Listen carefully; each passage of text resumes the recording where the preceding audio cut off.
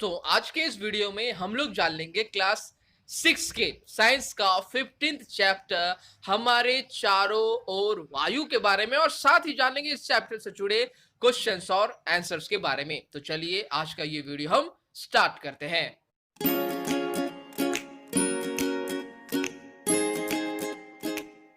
तो फ्रेंड्स, जैसा आप सभी देख पा रहे हैं, इस चैप्टर का हेडिंग है हमारे चारों ओर वायु। तो फ्रेंड्स, चलिए सबसे पहले हम यह जान लेते हैं कि आखिर इस चैप्टर में हमें कौन सी बातें बताई गई हैं। तो फ्रेंड्स, जैसा आप चैप्टर के हेडिंग से ही पता कर पा रहे हैं कि यहाँ पर आपको इस चैप्टर में वायु के बारे में बताया गया है, एयर के बारे में बताया गया है, जो हमारे चारों ओर मौजूद है हर टाइम। ठीक है ना, इसे आपको जानना है।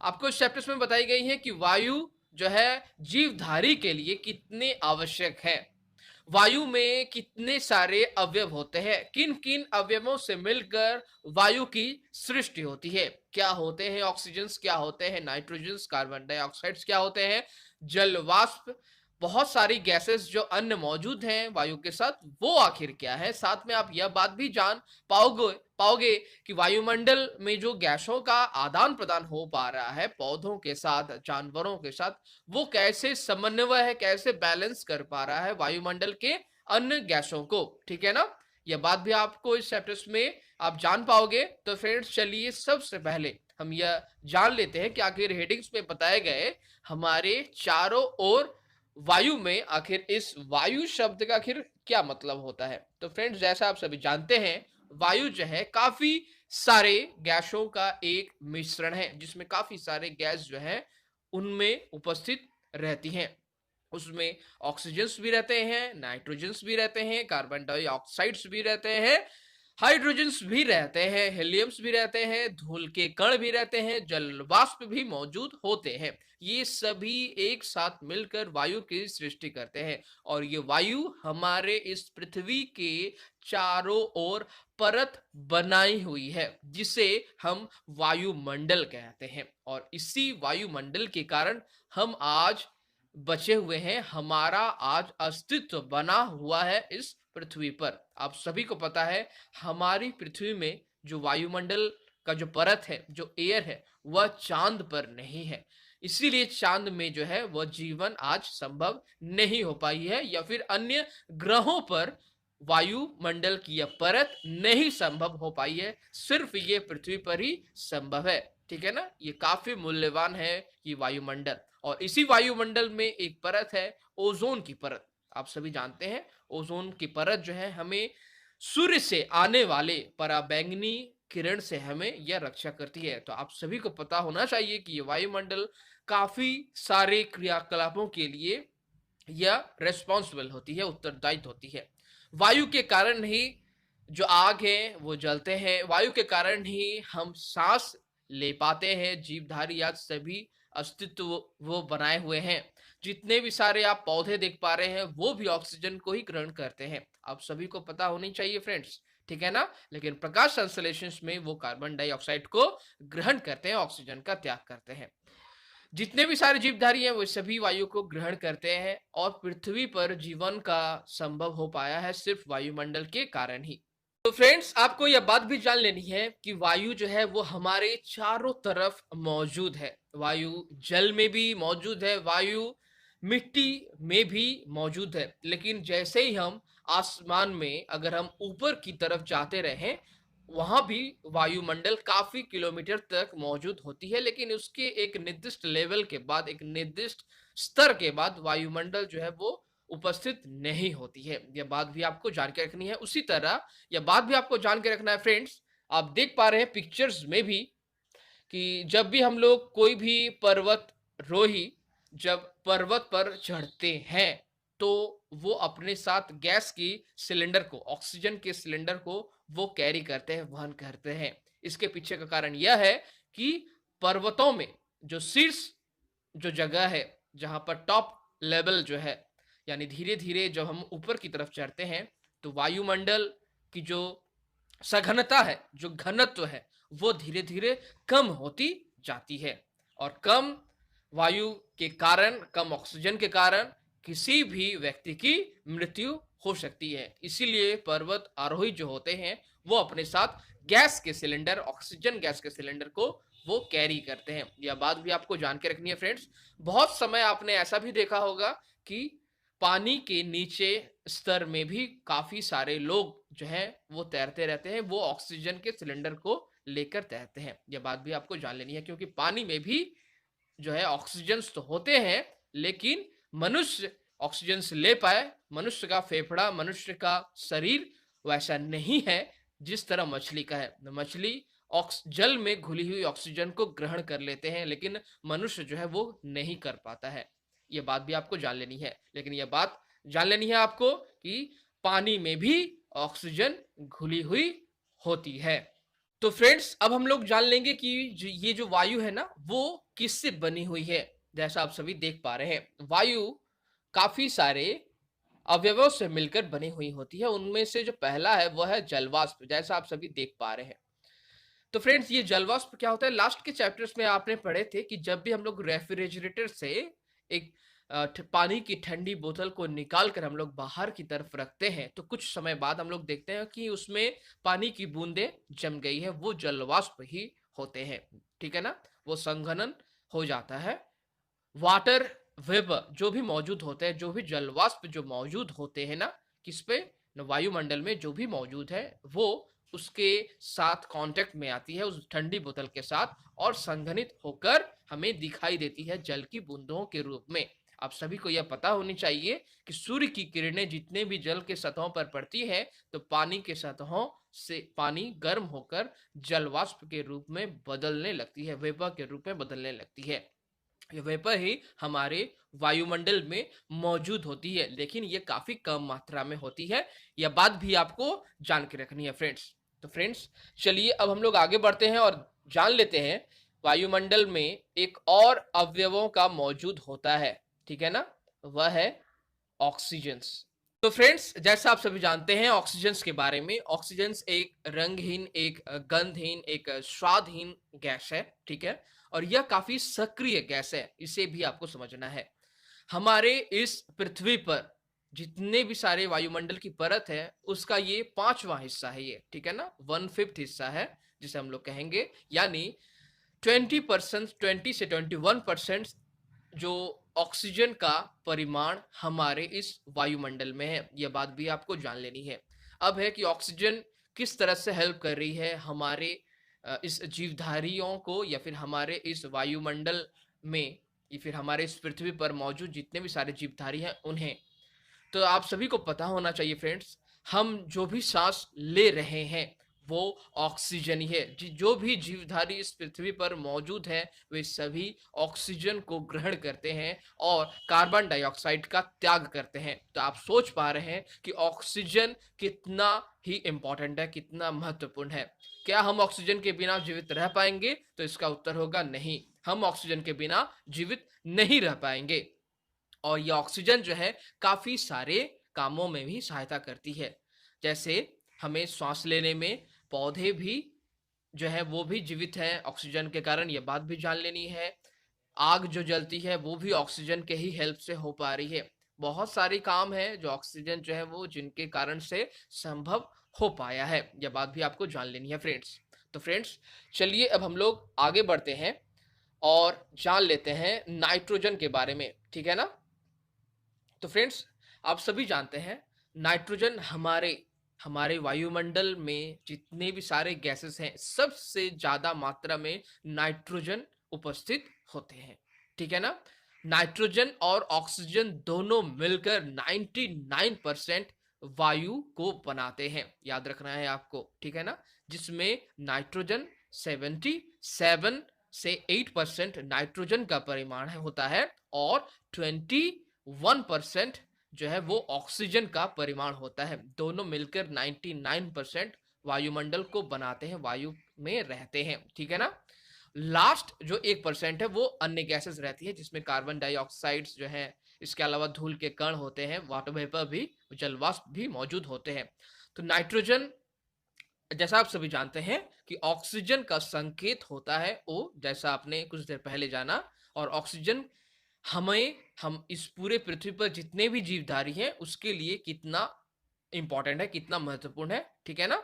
उसी तरह नाइट्रोजन जो है इस सभी जीवधारी के लिए उतना ही महत्वपूर्ण है, ठीक है? आप कह सकते हैं नाइट्रोजन जितने भी सारे जीवधारी हैं, उन सभी का जो शरीर है, आपको पता होना चाहिए ये नाइट्रोजन से ही गठित है, क्योंकि नाइट्रोजन में हमारे शरीर में मौजूद एमिनो एसिड्स, ठीक है ना, फैटी एसिड्स जो होते हैं, उसमें नाइट्रोजन की परिमाण ही होते हैं। यानी जो सेल, जो हमारा जो कोशिका होता है, उसका जो डेवलपमेंट होता है, उसके लिए नाइट्रोजन गैस ही रिस्पॉन्सिबल होते हैं, उत्तरदायी होते हैं। यानी नाइट्रोजन के बिना हमारे इस अर्थ पर लाइफ जो है यानी जीवन जो है वो असंभव है। पहले आपको समझना है फ्रेंड्स। इसके बारे में आप हायर क्लासेस में आपको पढ़ने को मिलेंगी, ठीक है ना? साथ में आपको यह बात भी जान लेनी है कि अगर नाइट्रोजन कोई भी व्यक्ति नाइट्रोजन गैस को अगर इनहेल कर लेता है, ग्रहण कर लेता है श्वसन के दौरान, तो उसकी मृत्यु तक हो सकती है। नाइट्रोजन किसी भी आग को जलाने में मदद नहीं करती है, जिस तरह ऑक्सीजन किसी भी आग को जलाने में मदद करती है, ठीक है ना? याद रखना है आपको, ऑक्सीजन के बिना कोई भी आग जल नहीं पाएगी। उसी तरह नाइट्रोजन आपको याद रखना है किसी भी गैस को जलाने में मदद नहीं करती है, ठीक है? अगर इनहेल कर लिया जाए ऑक्सीजन नाइट्रोजन को, तो उस आदमी की मृत्यु तक हो सकती है। नाइट्रोजन का काफी इंपॉर्टेंट रोल है हमारे जीवधारी के शरीर के स्ट्रक्चर में। अगर शरीर का संरचनाओं में नाइट्रोजन का काफी अहम जो रोल होता है, भूमिका होती है, यह बात भी आपको जान लेनी है फ्रेंड्स। तो फ्रेंड्स चलिए अब हम लोग कुछ बातें जान लेते हैं कार्बन डाइऑक्साइड्स के बारे में। तो फ्रेंड्स जैसा आप सभी जानते हैं कार्बन डाइऑक्साइड्स के बारे में, कार्बन डाइऑक्साइड एक रंगहीन, एक गंधहीन एक गैस है जो दहनशील नहीं है। याद रखना है, इस गैस को हम दहन नहीं कर पाएंगे और ना ही ये गैस दहन में सहायक होती है, जलने में ये सहायक होती है। जिस तरह आपने जाना कि ऑक्सीजन जलने में सहायता करती है, लेकिन कार्बन डाइऑक्साइड जलने में सहायता नहीं करती है। कार्बन डाइऑक्साइड्स के इनहेल में, श्वसन में अगर कोई व्यक्ति अगर इसे ग्रहण कर लेता है तो भी इसकी मृत्यु संभव है। यह बात भी आपको जान लेनी है फ्रेंड्स। साथ में आपको यह बात जान लेनी है कि ये कार्बन डाइऑक्साइड जो है हमारे वायुमंडल में किस तरह से उपस्थित हो रही है, आप सभी को जानना चाहिए फ्रेंड्स। ये जितने भी सारे दहन पदार्थ हैं, दहनशील पदार्थ हैं, उन वे सभी पदार्थ जब दहन हो रहे हैं, उनका वे जब जल रहे हैं, तो उनमें से कार्बन डाइऑक्साइड्स निकल रही है। और साथ ही आपको यह बात भी जान लेनी है कि कार्बन डाइऑक्साइड जो है वो वायुमंडल में कैसे रिलीज हो पा रहे हैं, वे मुक्त हो पा रहे हैं कैसे वायुमंडल में। जब भी हम लोग रेस्पिरेशन, श्वसन का काम करते हैं, ठीक है ना, श्वसन में हमारे द्वारा छोड़ी हुई गैस कार्बन डाइऑक्साइड ही होती है। या फिर किसी भी आप कागज, किसी भी लकड़ी को आप जलाओगे तो उसमें से निकलने वाली जो गैस होती है वो कार्बन डाइऑक्साइड ही होती है। याद रखना है आप सभी को। और यही वो गैस है जिसके कारण से ग्लोबल वार्मिंग आज पूरे विश्व में हो रहा है।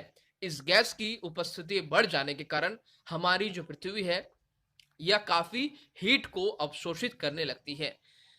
कार्बन डाइऑक्साइड्स के जो छोटे छोटे कण होते हैं वो हीट को यानी ऊष्मा को अवशोषित करते हैं, जिसके कारण से पृथ्वी गर्म होने लगती है। और गर्म पृथ्वी में क्या हमारा अस्तित्व रह पाएगा, यह बात आपको समझना है, सोचना है। इसीलिए कार्बन डाइऑक्साइड्स को ग्लोबल वार्मिंग के लिए उत्तरदायी गैस कहा जाता है। यह बात भी आपको जान के रखनी है फ्रेंड्स, ठीक है ना?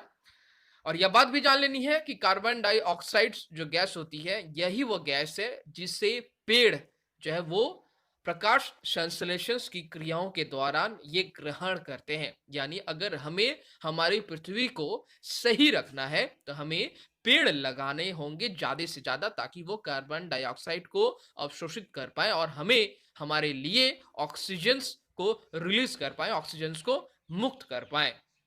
तो फ्रेंड्स चलिए अब हम लोग इस वीडियो में आगे बढ़ते हैं और जान लेते हैं धुआं और धूल के बारे में। ये धुआं और धूल आखिर क्या होते हैं? तो फ्रेंड्स चलिए सबसे पहले हम लोग जान लेते हैं धूल के बारे में। हवा के द्वारा उड़ाए गए या फिर बहाए गए जो छोटे छोटे कण होते हैं, ठीक है ना, उन्हें हम लोग कहते हैं धूल। याद रखना है आपको, ये हवा बहा ले जाती है या फिर उड़ा ले जाती है।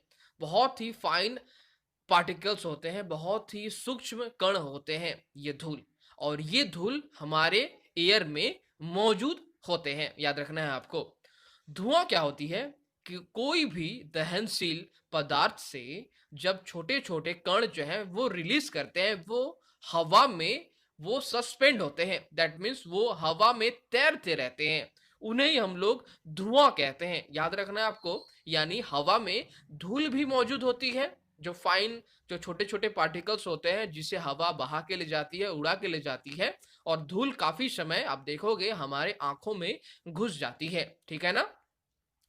तो यह एयर में मौजूद होती है, और साथ में आपको यह बात भी जान लेनी है कि धुआं भी किसी भी दहनशील पदार्थ से जो भी पार्टिकल्स उड़ रहे हैं दहन के दौरान, ये चिमनियों में काफी टाइम देखने को मिलेंगे आपको, कि चिमनियों से छोटे छोटे पार्टिकल्स, ब्लैक पार्टिकल्स आप देखोगे, वो हवा में सस्पेंड है, मतलब हवा में वो तैर रही है, वो धुआं कहलाती है, ठीक है ना। तो फ्रेंड्स, अब हम लोग जान लेंगे कि वायुमंडल में ऑक्सीजन कैसे प्रतिस्थापित होती है। जैसा आप सभी को पता है, हम सभी ऑक्सीजन जो है वो जीवधारी जो है वो श्वसन के दौरान ऑक्सीजन को ग्रहण करते हैं और कार्बन डाइऑक्साइड्स को रिलीज करते हैं, ठीक है ना। तो इस कार्बन डाइऑक्साइड को पौधे ले लेते हैं और वो ऑक्सीजन को रिलीज करते हैं। तो यह जो पूरा प्रोसेस है हमारा ऑक्सीजन का लेना और फिर कार्बन डाइऑक्साइड को रिलीज करना, छोड़ देना, और पौधे जो है वो कार्बन डाइऑक्साइड को लेते हैं और फिर ऑक्सीजन को रिलीज कर देते हैं। तो यह जो पूरा प्रोसेस है, यह जो पूरी प्रक्रिया है, जिसमें से वायुमंडल में जो पूरी जो गैस है, यह पूरी तरह से समन्वय बना हुआ है, उनका बैलेंस जो है वो पूरी तरह से बना हुआ होता है, ठीक है ना। तो फ्रेंड्स, चलिए अब हम लोग इस वीडियो में आगे बढ़ते हैं और जान लेते हैं इस चैप्टर से जुड़े क्वेश्चंस और आंसर्स के बारे में। फ्रेंड्स, चलिए देख ले रहे हैं आखिर प्रश्न नंबर 1 में हमसे क्या पूछे गए हैं। जैसा आप सभी देख पा रहे हैं, प्रश्न नंबर 1, वायु के संघटक क्या है? वे कौन कौन से अवयव हैं जो सभी मिलकर वायु को बनाते हैं, ये आपसे पूछा जा रहा है। जैसा आप सभी देख पा रहे हैं क्वेश्चंस में भी। तो इस क्वेश्चंस के आंसर हमें कैसे लिखना है, चलिए देखते हैं। वायु में कुछ जलवाष्प, धूल के कण और गैसें होती है। जैसा मैंने आपको फ्रेंड्स वीडियोस में भी बताया, जो वायु होते हैं ना, वो किसी एक अवयव से मिलकर बना नहीं होता है, वो काफी सारे अवयव से मिलकर वायु की रचना होती है, ठीक है ना। तो वही आपसे पूछा जा रहा है कि वायु के संघटक आखिर क्या है। तो उसमें आपको कहना है आपके उत्तर में कि वायु में कुछ जलवाष्प होते हैं, कुछ वाटर वेपर्स होते हैं, कुछ धूल के कण होते हैं, कुछ अन्य गैसें भी होती हैं। वायु में गैसें मुख्य रूप से नाइट्रोजन, आप सभी को पता है नाइट्रोजन्स होती हैं, ऑक्सीजन्स होते हैं, कार्बन डाइऑक्साइड्स की छोटी मात्रा और कई अन्य गैसें हैं। वास्तव में नाइट्रोजन और ऑक्सीजन मिलकर हवा का 99% हिस्सा बनाते हैं। ये आप सभी को जान के रखनी है फ्रेंड्स, कि जो नाइट्रोजन है और जो ऑक्सीजन है ना, वो इस एयर में सबसे ज्यादा पाई जाती है। नाइट्रोजन और देन ऑक्सीजन, सबसे पहले में है नाइट्रोजन, देन है ऑक्सीजन, ठीक है ना। वो दोनों मिलकर 99% का ये जो पोर्शन है, हिस्सा है, वो बनाते हैं। शेष जो लास्ट का 1% पड़ा हुआ होता है ना, उसमें कार्बन डाइऑक्साइड्स भी होते हैं, कुछ अन्य गैसें भी होती हैं, धूल के कण भी होते हैं, ठीक है ना, और अन्य गैसें भी होती हैं। याद रखना है क्यों ऐसा है, ऐसा आपको जानना है। अगर जब भी धूल के कण या फिर कार्बन डाइऑक्साइड्स जब ऑक्सीजन और नाइट्रोजन में जितने की उसकी परसेंटेजेस है, जब भी हम लोग देखते हैं कि कार्बन डाइऑक्साइड की मात्रा थोड़ी बढ़ जाती है ना, तो हमें सांस लेने में काफी तकलीफ होती है। इसीलिए आपको यह बात जान लेनी है कि सबसे ज्यादा हवा में जो पाया जाने वाला अवयव होता है, कंपोनेंट होता है, वो है नाइट्रोजन, ठीक है ना, और देन जो है वो है ऑक्सीजन। ये बात भी आपको जान लेनी है फ्रेंड्स। तो फ्रेंड्स, चलिए अब हम लोग आगे बढ़ते हैं और देख ले रहे हैं कि आखिर प्रश्न नंबर 2 में हमसे क्या पूछे गए हैं। आप देख पा रहे हैं प्रश्न नंबर 2, वायुमंडल की कौन सी गैस श्वसन के लिए आवश्यक है? तो फ्रेंड्स, जैसा आप सभी जानते हैं, अपने काफी सारे चैप्टर्स में भी पढ़े थे कि हम जब भी सांस लेते हैं तो हम लोग ऑक्सीजन्स को इनहेल करते हैं, ठीक है ना, हम लोग ऑक्सीजन्स को ग्रहण करते हैं। तो आपको याद रखनी है कि वायुमंडल में ऑक्सीजन, जैसा आपने जाना कि वायुमंडल में नाइट्रोजन भी होती है, ऑक्सीजन भी होती है, कार्बन डाइऑक्साइड भी होती है, बहुत सारे अन्य गैसेस भी होती हैं, और साथ में धूल के कण, जल वाष्प भी मौजूद होती है। तो वो कौन सी गैस है जिसे ह्यूमन जो है लेते हैं, या फिर जो जीवधारी है वो श्वसन के लिए ग्रहण करते हैं? तो आपका आंसर होगा ऑक्सीजन। याद रखना है आपको, ऑक्सीजन को हम ग्रहण करते हैं, और हम लोग जो गैस को छोड़ते हैं एक्सेल के टाइम, उसका नाम है कार्बन डाइऑक्साइड, ठीक है ना।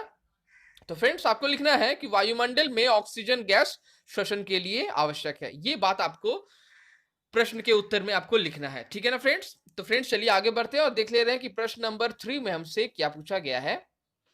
आप यह कैसे सिद्ध करोगे कि वायु ज्वलन में सहायक होती है? काफी इंटरेस्टिंग क्वेश्चन है, और ये क्वेश्चन जो है काफी बार एग्जामिनेशन में भी पूछा जाता है कि यह आप कैसे सिद्ध करोगे कि वायु ज्वलन में सहायक होती है, वायु जलने में सहायता करती है। जब भी आप देखोगे कहीं पर भी अगर आग लगती है ना, तो याद रखना है जो एयर होता है, ठीक है ना, वो हेल्प करता है किसमें? जलने में, किसी भी ज्वलन में हेल्प करता है एयर। उसका एक पार्ट्स होता है ऑक्सीजन, वो हेल्प करता है काफी। हवा की अनुपस्थिति में कोई भी आग जल नहीं पाएगी, इसे आपको समझना है, ठीक है ना। तो फ्रेंड्स, चलिए देख लेते हैं कि इस क्वेश्चन के आंसर हमें किस तरह से लिखना है, किस तरह से हम ये प्रूफ कर पाएंगे कि वायु ज्वलन में सहायक होती है। तो फ्रेंड्स, सबसे पहले आपको लिखना है आपके उत्तर शीट्स में, आपके आंसर शीट्स में, एक जलती हुई मोमबत्ती को एक ट्रे में रखें जिसमें पानी हो, ठीक है ना। एक जलती हुई मोमबत्ती को लेना है और एक ट्रे में रखना है जिसमें पानी है। इसे कांच के जार से ढक देना है, ठीक है ना, इसे कांच के जार से ढक दें। इसमें पानी, इसमें वायु की आपूर्ति को रोक देगा, इसलिए पानी को नीचे बॉटम्स में, तल में लिया जाता है कि पानी इसमें वायु की आपूर्ति को रोक देगा, ठीक है ना। ज्वलन के दौरान ऑक्सीजन का अवशोषण होता है। जब भी कोई भी आग जलती है, जब भी दहन, जब भी ज्वलन होता है ना, तो रिक्वायरमेंट होती है, प्रयोजन होता है किसका? ऑक्सीजन का। याद रखना है, ऑक्सीजन हमें कहां मिलती है? हमारे एटमॉस्फेयर में। तो एटमॉस्फेयर के ऑक्सीजन के ही हेल्प से आग जलती है, ध्यान देना है। तो ज्वलन के दौरान ऑक्सीजन का अवशोषण होता है, अवशोषण ग्रहण कर लिया जाता है। किसके द्वारा? ईंधन के द्वारा। जो ईंधन जल रही है, चाहे वह लकड़ी है, चाहे वह कागज है, चाहे वह कोई भी टुकड़ा है, ठीक है ना, दहनशील कोई भी वस्तु हो सकती है। तो ज्वलन के दौरान होता क्या है? ऑक्सीजन का अवशोषण होता है, वह ईंधन अवशोषित कर लेती है, और कार्बन डाइऑक्साइड का उत्सर्जन होता है, और कार्बन डाइऑक्साइड वो रिलीज करती है, वह उसे छोड़ देती है, ठीक है ना। ध्यान देना है आपको बातों को। कुछ समय बाद जार के अंदर कोई ऑक्सीजन नहीं बचती है। याद रखना है आपको, कुछ समय बाद जार के अंदर कोई भी ऑक्सीजन जो है वो बचती नहीं है, और लौ जो ज्वाला है वह बुझ जाती है। यह सिद्ध करता है कि वायु ऑक्सीजन में, ऑक्सीजन ज्वलन में सहायक होती है। याद रखना है, यह सिद्ध करता है, क्या सिद्ध होता है? कि वायु में, वायु जो होती है वह ज्वलन में सहायक होती है। तो वायु में कौन सा पार्ट ज्वलन में सहायक होता है, यह आपको ब्रैकेट में बताया गया है, ठीक है ना। आप देख पा रहे हैं कि यह ऑक्सीजन वाला जो पार्ट है वायु का, वह ज्वलन में काफी मददगार होता है, और उसी की सहायता से कोई लौ, कोई ज्वाला जलती है। याद रखना है आपको फ्रेंड्स। तो फ्रेंड्स, चलिए हम लोग आगे बढ़ते हैं और देख ले रहे हैं कि प्रश्न नंबर 4 में हमसे क्या पूछे गए हैं। प्रश्न नंबर 4 आप देख पा रहे हैं। आप यह कैसे दिखाएंगे कि वायु जल में घुली होती है? काफी अच्छा क्वेश्चन है। आप कैसे यह प्रूफ करोगे, कैसे यह साबित करोगे, कैसे यह प्रमाण करोगे कि वायु जल में घुली होती है? तो फ्रेंड्स, चलिए देख ले रहे हैं इस क्वेश्चन का आंसर हमें किस तरह से लिखना है। कांच के बर्तन या बीकर में थोड़ा पानी लें। सबसे पहले आपको क्या काम करना है कि कांच के बर्तन में या बीकर में थोड़ा सा पानी लेना है। इसे स्टैंड पर धीरे धीरे गर्म करना है, यानी गर्म की जो मात्रा है वह धीरे धीरे होती रहेगी, माने जो ज्वाला है, जो लौ है, वह आपका आंच जो है काफी धीरे होगा, ठीक है ना।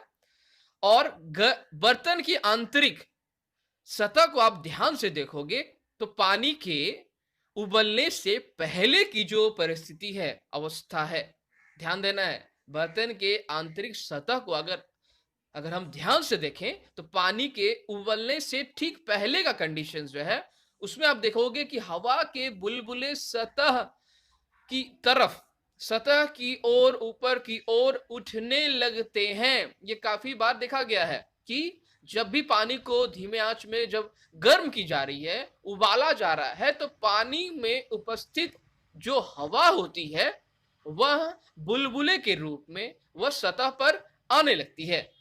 ये बुलबुले पानी में घुली हवा के कारण ही बनते हैं और यही वो प्रमाण है जो कि जल में वायु घुला हुआ होता है। यही वो प्रमाण है जिसके कारण से आप देख पा रहे हैं कि गर्म करने के साथ कुछ देर बाद आप देखोगे कि जो भी जल में उपस्थित जो वायु होते हैं वो उसकी सतह पर आने लगते हैं बुलबुले के रूप में। ठीक है ना फ्रेंड्स?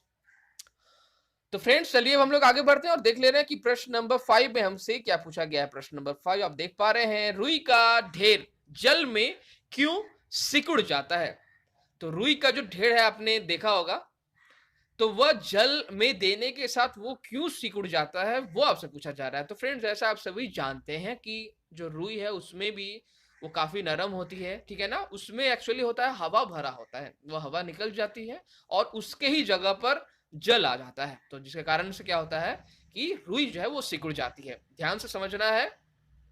तो फ्रेंड्स आपको इस क्वेश्चन के आंसर आपको कैसे लिखना है चलिए देखते हैं। रुई के ढेर में हवा की पर्याप्त मात्रा मौजूद होती है। इसे सबसे पहले आपको अपने आंसर शीट्स में लिखना है कि रुई के ढेर में हवा की पर्याप्त मात्रा मौजूद होती है। जल में डूबने पर इसका हवा का अधिकतर भाग निकल जाता है। जो भी हवा मौजूद होती है उस रुई में, उसका अधिकतर भाग जो है वो निकल जाता है और कुछ भाग पानी द्वारा ले लिया जाता है, इसलिए यह सिकुड़ जाती है। ठीक है ना? जैसा मैंने कहा कि हवा की मौजूदगी होती है रुई के ढेर में और हवा जो है वो निकल जाती है, उसके जगह पर प्लेस्ड हो जाती है पानी, पानी आ जाता है उसके जगह पर, ठीक है ना? और हवा जो है वो निकल जाती है, जिसके कारण से फूला हुआ जो रुई है वो सिकुड़ जाता है। तो फ्रेंड्स चलिए अब हम लोग देख ले रहे हैं कि आखिर प्रश्न नंबर 6 में हमसे क्या पूछे गए हैं। जैसा आप सभी देख पा रहे हैं प्रश्न नंबर 6, पृथ्वी के चारों ओर वायु की परत डैश कहलाती है। पृथ्वी के चारों तरफ जो वायु की परत है उसे हम क्या कहते हैं, यह आपसे पूछा जा रहा है। तो फ्रेंड्स जैसा आप सभी जानते हैं पृथ्वी के चारों तरफ वायु की जो परत है उसे हम लोग वायुमंडल कहते हैं। ये बात भी आपको याद रखनी है फ्रेंड्स। नेक्स्ट हम लोग आगे बढ़ते हैं और देख ले रहे हैं कि प्रश्न नंबर 7 में हमसे क्या पूछे गए हैं। प्रश्न नंबर 7, हरे पौधों को भोजन बनाने के लिए वायु के अवयव डैश की आवश्यकता होती है। तो फ्रेंड्स जैसा आपने लास्ट के चैप्टर्स में भी पढ़े कि हरे जो पौधे होते हैं उन्हें भोजन बनाने के लिए वायु का एक अवयव है जिसे हम लोग कार्बन डाइऑक्साइड्स कहते हैं, जिसे हम लोग श्वसन के दौरान हम लोग छोड़ते हैं। वह गैस जो हम लोग श्वसन में छोड़ते हैं, लेते नहीं है, लेते तो ऑक्सीजन है लेकिन छोड़ते हैं, त्याग करते हैं हम लोग कार्बन डाइऑक्साइड्स का। उसी कार्बन डाइऑक्साइड्स को ग्रहण करते हैं हरे पौधे। याद रखना है आपको। तो हरे पौधे वो वायु के एक अवयव कार्बन डाइऑक्साइड को वो लेते हैं और देन वो भोजन को बनाते हैं। उस प्रोसेस को हम लोग फोटोसिंथेसिस या फिर प्रकाश संश्लेषण की क्रिया कहते हैं। तो आपको याद रखना है फ्रेंड्स, आपको लिखना है हरे पौधे को भोजन बनाने के लिए वायु के अवयव कार्बन डाइऑक्साइड की आवश्यकता पड़ती है, जैसा आप सभी आंसर शीट्स में भी देख पा रहे हैं। नेक्स्ट हम लोग आगे बढ़ेंगे और देख लेंगे कि प्रश्न नंबर 8 में हमसे क्या पूछे गए हैं। प्रश्न नंबर 8 आप देख पा रहे हैं, 5 क्रियाकलापों की सूची बनाइए जो वायु की उपस्थिति के कारण संभव है। तो आपको एक लिस्ट बनाना है 5 एक्टिविटीज का, जिसमें आप यह बता रहे हैं कि वायु की उपस्थिति के कारण जो 5 बातें आप लिख रहे हैं लिस्ट में वो पॉसिबल है। वायु के अगर प्रेजेंस होगा तो ही वो पॉसिबल होंगे, वो संभव होंगे, ये आपसे पूछा जा रहा है। तो चलिए फ्रेंड्स देख ले रहे हैं कि वो 5 क्रियाकलाप, 5 एक्टिविटीज क्या है जिन्हें हमें लिस्ट आउट करनी है अपने इस आंसर्स में। तो फ्रेंड्स, जैसा आप सभी देख पा रहे हैं, नंबर 1, जीव श्वसन के लिए वायु का उपयोग करते हैं। पहला क्रियाकलाप, जो सभी जीव हैं, आप सभी जानते हैं कि वो सभी श्वसन के लिए किस गैस का उपयोग करते हैं? वो वायु का उपयोग करते हैं, ठीक है ना, वो ऑक्सीजन का उपयोग करते हैं। तो यह वायु की उपस्थिति के कारण ही संभव है, पहली बात। नेक्स्ट हम लोग देख लेंगे नंबर 2 में, पौधे अपना भोजन तैयार करने के लिए वायु का उपयोग करते हैं जिसमें कार्बन डाइऑक्साइड्स होते हैं। यह बात भी बिल्कुल सही है, और यह बात भी वायु की उपस्थिति के कारण ही यह संभव हो पा रही है कि पौधे अपना भोजन बना पा रहे हैं, ठीक है ना। नंबर 3 आपको जान लेना है कि वायु के उपयोग से पवन चक्कियां द्वारा बिजली उत्पादन किया जा रहा है।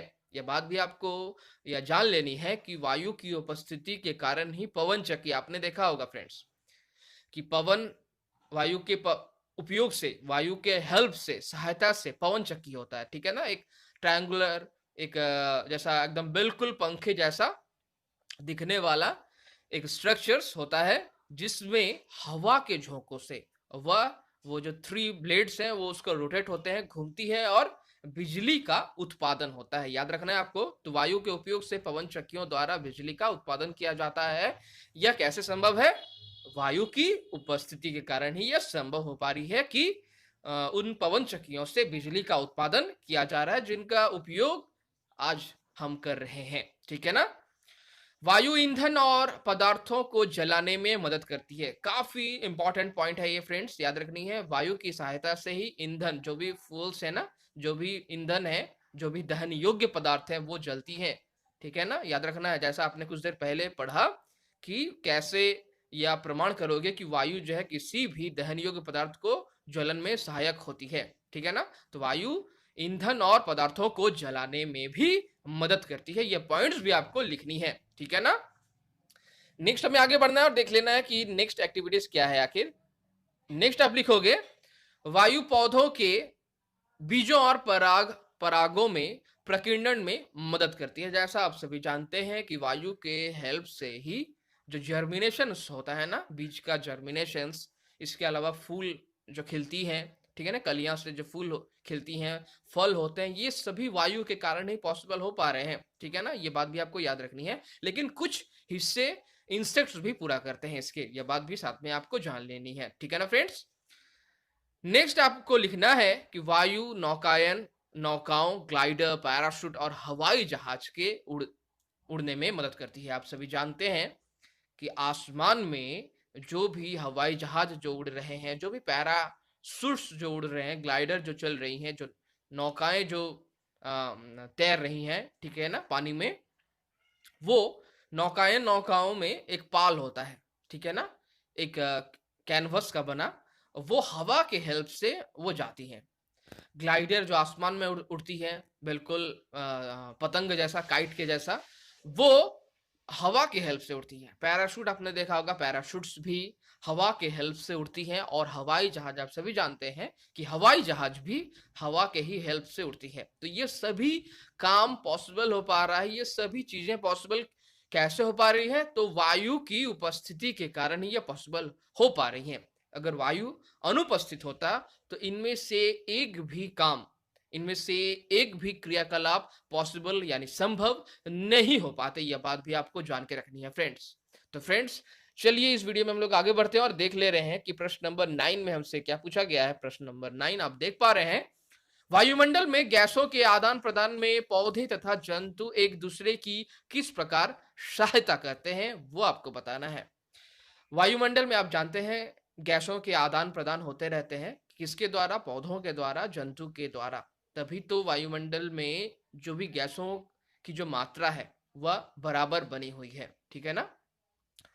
वायुमंडल से आप जानते हैं कि जो भी जीवधारी हैं वो ऑक्सीजन का ग्रहण करते हैं और फिर कार्बन डाइऑक्साइड का त्याग करते हैं। उसी कार्बन डाइऑक्साइड को फिर से पौधे वो ले लेते हैं। तो वो किस तरह से वायुमंडल के गैसों के आदान प्रदान में पौधे और जंतु एक दूसरे की सहायता कर रहे हैं, उस बात को आपको समझा के लिखना है इस क्वेश्चन के आंसर्स में। तो फ्रेंड्स चलिए देख ले रहे हैं कि इस क्वेश्चंस का आंसर हमें किस तरह से लिखना है, ठीक है ना। तो फ्रेंड्स सबसे पहले आप लिखोगे पौधों और जानवरों वो एक दूसरे पर निर्भर करते हैं। आप सभी जानते हैं पौधे एवं जानवर एक दूसरे पर निर्भर रहते हैं, ठीक है ना। जानवर सांस लेते हैं, अर्थात वे ऑक्सीजन का सेवन करते हैं, ऑक्सीजन को ग्रहण करते हैं और वातावरण में कार्बन डाइऑक्साइड्स को बाहर निकालते हैं। आप सभी को पता है कि पौधे और जानवर एक दूसरे पर निर्भर रहते हैं। जानवर सांस लेते हैं, अर्थात वे ऑक्सीजन का सेवन करते हैं और वातावरण में कार्बन डाइऑक्साइड्स को बाहर निकालते हैं। पौधे वातावरण से कार्बन डाइऑक्साइड्स को लेते हैं यानी ग्रहण करते हैं, ठीक है ना, पौधे।